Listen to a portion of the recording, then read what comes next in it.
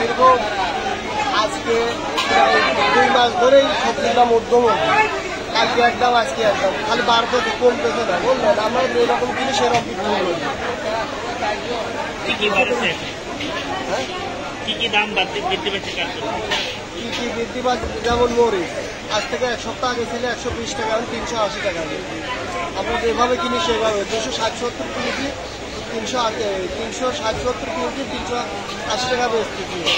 কাল বিক্রি করেছে হচ্ছে আপনার কালকে চাইতে একটু দাম বেশি, কেজিতে 70-80 টাকা দাম বেশি।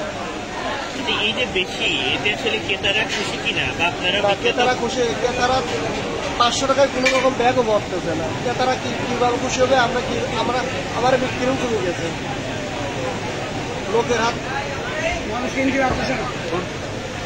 আলু 55 টাকা কেজি, মরিচ 380 টাকা কেজি, উস্তে 80 টাকা কেজি, বেগুন 120 টাকা কেজি, 70 টাকা, লাউ 70 টাকা কেজি, শাক 1 কেজির দাম 30 টাকা, শাক 1 কেজি 50 টাকা, পেঁপে 1 কেজি 25 টাকা, পটল 1 কেজি 70, ভেন্ডি 1 কেজি 60, ফুলকপি 1 কেজি 120 টাকা, কচু 1 কেজি 60 টাকা, পেঁয়াজ 1 কেজি 100 টাকা, ছোট ছোট চাল কিনলে একটা 50 টাকা। সব জিনিসের দাম বেশি, সব দাম বেশি।